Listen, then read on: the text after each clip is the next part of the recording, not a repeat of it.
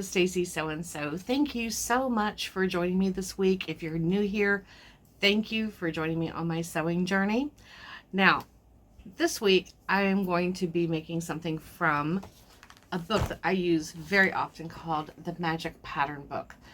Now, it's not, I don't think Amazon carries it anymore, but I did a Google search to see where I could find a copy of this book for you. It is available on eBay. I found it on Goodreads. I found it on Target.com and Walmart.com. It's not a hardbound version. It's a soft version. My only recommendation is make sure in the description that it says it includes the CD that's included with it, because you will need that for all of these PDF patterns. So what I'm going to be making this week is another version of the Alice Tunic. I made one last week. If you saw my video short, you saw that I had made it because it just happened to match a sweater I had just ordered. And I love the way this fits. That was my third one. This will actually be my fourth version of this shirt. They are so perfect when the weather is particularly hot. You could slip it on with a pair of shorts. You could slip it on with, capris, jeans. Actually, you might even be able to slip it on with a skirt, and it would also be really, really cute. So the only difference this time is the pattern calls for it to be made from woven material. But I have this fabulous I've had this material at least for 2 years.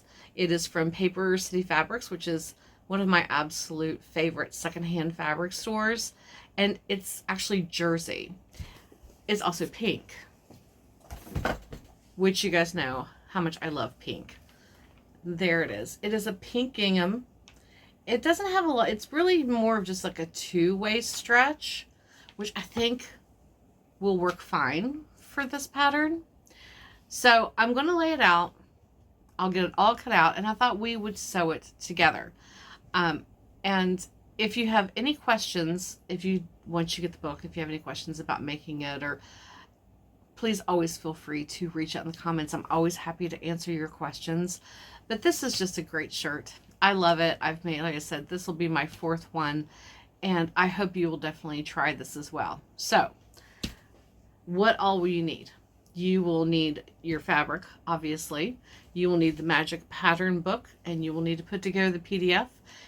That book is fantastic. It gives you instructions on how to put together the PDF book and walks you through the entire process. I just decided to do this because I thought for those who are visual like myself, sometimes it just helps to see someone make it. So what else are you going to need? You're going to need pins. You're going to need a trusty pair of sharp scissors. It helps to have a tape measure. You're going to need your sewing machine with coordinating thread. I think with the fabric I chose, I'm going to go with pink. And that's pretty much all you need to make this shirt. It's very, very simple. So I will try to remember when I load this up to include a few links for the book, so that if you want to purchase it, you can. It's really a fantastic book. The patterns are very simple, and they're the kind of patterns that you make that are just classic and simple to wear and make, but also give you options. They show you options on how to embellish it and to change it up and make it more personalized for yourself that really defines your style. So that is why I love this book so much. So let's get started. Okay, so last night I cut out my pattern pieces. So we're ready to start sewing, except for I want to show you something I did differently this time. As you can see in this sketch, you see these long strips that they have cut, that you cut on the bias. Those are for finishing the neckline and the sleeves. And I have to say, for the past 3 times that I made it, it seemed to work okay on the arms, but it didn't lay as nicely on the neck. So let me show you what I did instead. You can see I had a lot of extra fabric. So what I did was I laid out the small pieces of fabric that I had, and just traced along the neckline and cut these out, the facing out. I think that's going to work much better. So I just did it for the front and the back. I'll sew those together and I'll use that for finishing the neckline. So we'll see how that goes. Now I did the basic strips for the arms. I didn't have worry so much about cutting on the bias because we are working with jersey fabric. So I think that's still going to be okay. But I just wanted to let you know I did change up how I'm going to be finishing off the neck in comparison to what it says to do in the book. So we'll see how it goes. Okay, so the first thing I'm going to do is get the top part of the shirt pinned together. We'll sew that, and I'm going to go ahead and sew together the interfacing for the neckline, and then we'll see if it fits together the way that I'm hoping it will. Actually, I forgot one very important part. First, I need to put the bust darts in the front. So I'm just going to line up my pattern on this half. And I'm just going to put a little mark right here and right there. And I'm doing it. Find a little dot for my size. Okay, that's good. And let's do other side now. Here we go. Let's put a little mark right there, the corner, and then that's the spot I'll be going to. Okay. So first we'll put our bust darts in, and then we will pin the shirt together. So we're going to line this up. This one's really easy because of the way that because it's such a simple shirt, it's not as difficult. And I'm just going to put a pin right here heading off. There we go. Just hold it in place. And we'll do this side as well. Get it lined up. Put a pin. There we go. And it's right there. Now when I put in bust darts, in case it's hard to see on my machine, I start on the outside. Oops, there we go. Outside, and work my way in towards that little dot. I back stitch out here. Don't back stitch when you get to the dart. Just sew right off the edge and leave yourself a long tail, and then tie, do like 2 or 3 knots here. It'll give you a much nicer looking dart. Okay, that's in. So let's move to the sewing machine. Okay, so already I did make sure that I have a jersey needle in my machine. So if you've never sewn a jersey before, you're going to make sure that you have jersey needles, or what they call ballpoint needles. If you use a regular needle, it will be a headache, and I can't promise you that you'll be successful with this project if you're using jersey. So let's do a little back stitch. And we're just going to run up a straight line. I'm going to go ahead and take this pin out.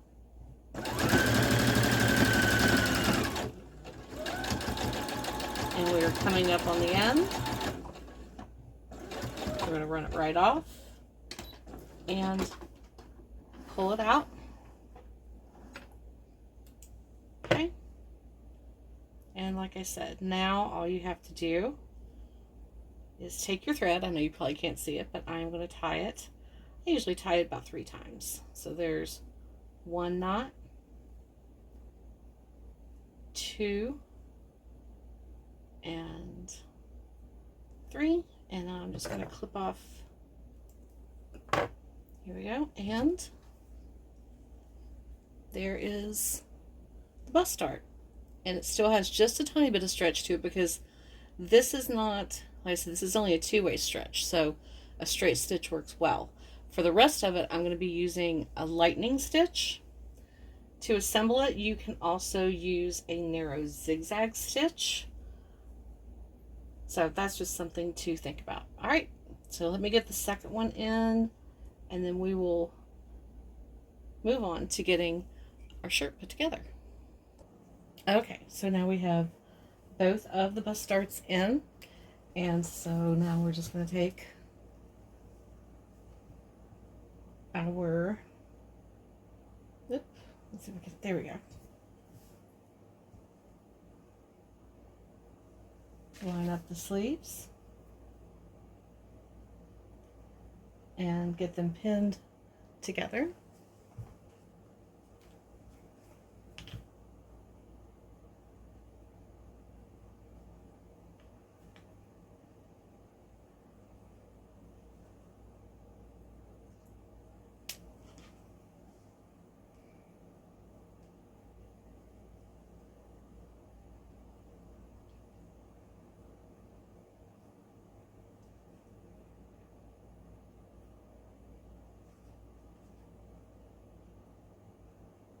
Okay, so once you get that done, you're also going to go ahead and pin the sides together. You're going to want your bust dart, see how it's flapped like this, you want to press it up like that. Okay, so I went ahead and pinned across the top, which you saw me do, the sleeves, and then down the sides. I also went ahead and pinned together the neck facing. So head over to the machine and get that sewn together. Okay, we got the first sleeve sewn together. As you can see, using a lightning stitch or a narrow zigzag still allows your material to stretch. So let's go ahead and get the other one sewn, get the side sewn. I am sewing this all together at 5/8 of an inch seam allowance, which is, I believe, what it calls for in the book. So let's get this all stitched together and meet back at the sewing table. Okay, so I have the neck binding, or the neck interfacing, pinned in. I think this is going to work. This is just going to be easier. I'm not going to say it's better. I'm just going to say that I think for me it's going to be easier. While I was pinning this in, look what I discovered. There is a little cut in this fabric. I'm so sad. So I've decided what I want to do. I went ahead and I did a little bit of heat fusible bonding and just, there you go. You can see it. Ironed that on. And since it's actually in the center, so center back. I don't know if I did it or what happened, but you know what I want to do? I'm going to take one of these little daisies and I'm going to just sew it right over the top of it. And that'll be in the center of my back. I may add some more. You never know. I love daisies. Ooh, should I do pink? Or should I do... Oh, we'll have to talk about this later. So now I won't have to decide if I want pink daisies or yellow, because I like both.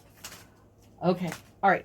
Before I get distracted again, I'm going to get the sewing machine and sew that on, and then go ahead and do the sleeves as well. So I'll be back. Okay, so let me get you caught up to where I am. I have been using a lot of my pins. As you can see, almost all the little pearl ones are gone. So the neckline is sewn in, so now I folded it back and have it pinned in place, and now I will top stitch all the way around the neckline. I also went ahead and took the long strips. Remember, there were a bunch. There's 2 long strips like this to do the armholes, basically the same way. So pinned right sides together all the way around both armholes. Once I get it stitched in place, I'll be doing what I did up here. You're basically making a bias tape, which is why if you're doing the woven fabric, you cut it on the bias. If you don't want to do that part, you can buy store-bought bias tape and use that to finish your ends. I did that with my black one and it turned out fine. So we're going to get this all sewn in, and then I'm going to fold this over on the seam and top stitch it the same way that I did the neckline. Now I usually always start over like a shoulder seam, and I'm going to be top stitching. I am going to be using the lightning stitch. If your machine does not have that, you can use a very narrow zigzag stitch. You don't want to use a straight stitch, because if it ever stretches, it's just going to pop the threads, and your shirt won't stay together. So here we go. We're going to do a lightning stitch. I'm at 2.5 and 1.0 for miniature size. And this is working really well on this particular material.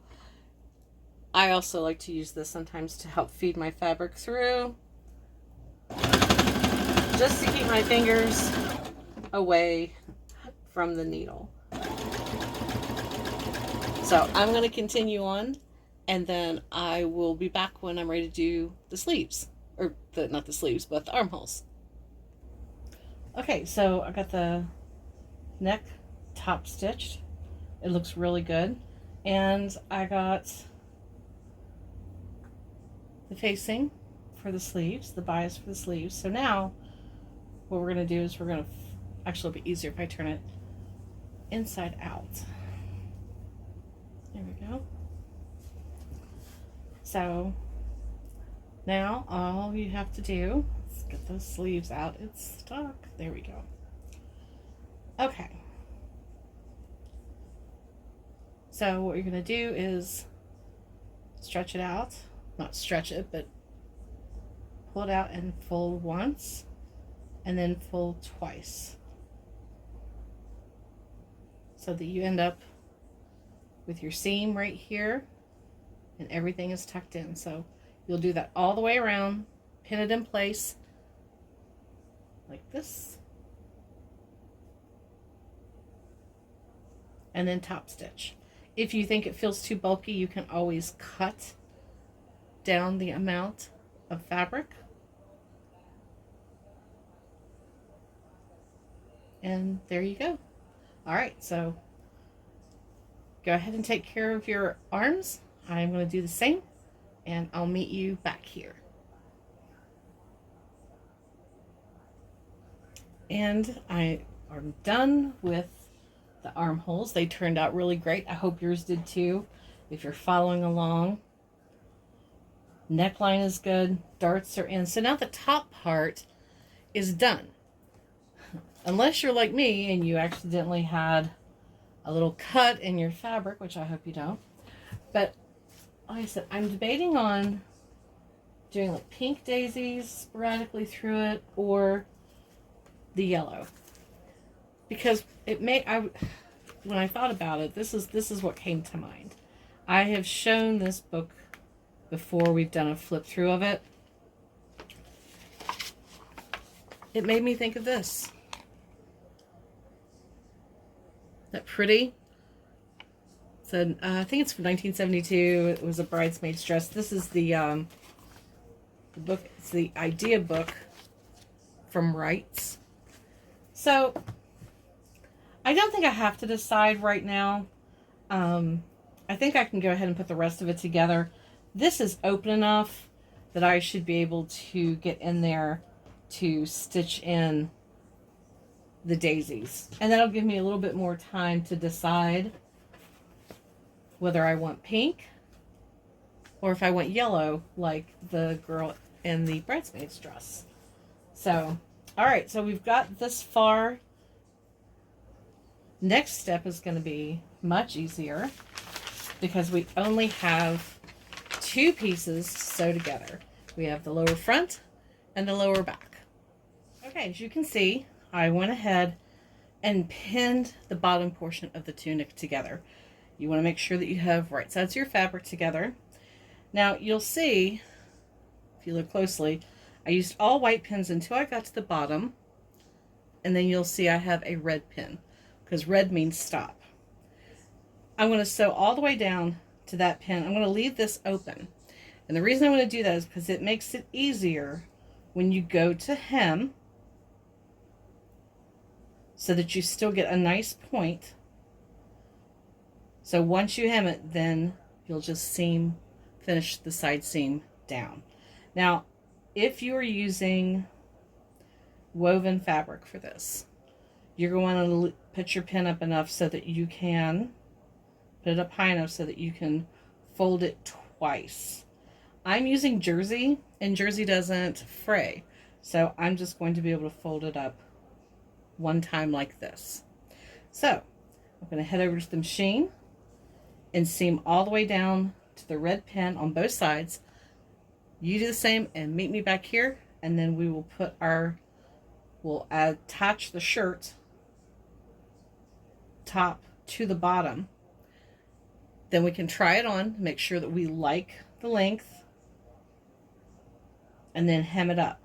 If you're worried that it's going to be too long, leave your hem up. You can always continue the seam at the end. I've made this before, so I kind of know where I need to hem mine. Okay, be right back. Okay, so once you have the bottom half of the tunic sewn together, you're going to put right sides together. So an easy way to do that is to, there we go. I'm just going to put my shirt down inside like this. I'm going to match up my seams.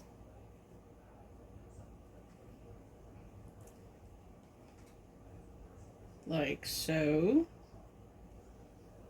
This side and this side. I'm just going to give it a little shake. And it will get it in place so that you can get it pinned together.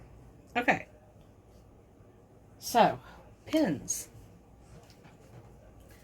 I usually start with my side seam.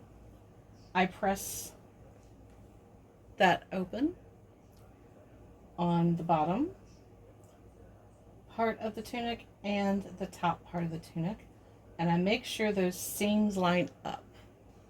It's just like that. And then just pin it in place. And then I'll do the other side as well. Again, we're going to press this open. And then press this seam open. Make sure they line up. And I pin right through the stitches just so I can make sure that they stay in place. Just like that. Okay, so let's get the rest of the shirt pinned together, and then we'll take it over to the machine. Once you get it all pinned, take it over to the machine and just stitch it all the way around. As a reminder, we're using 5/8 of an inch seam allowance. All right, let's get pinning. And here we are. Top and the bottom are attached. Armholes finished, neck hole finished. All we have left to do is hem. So let's talk about hemming. We're going to turn our garment inside out. There we go. And lay it out flat. Now, as I was saying earlier, one of the reasons, I'll move this over so it's easier for you to see. One of the reasons I don't seam all the way down is because you want to try to keep that nice point on the edge. And this was just an easy way that I found to do it. So if you're using, like I said, woven material, you're going to fold it up twice, hem it, and pin your hem in place all the way across. You're going to do the same thing on the back piece.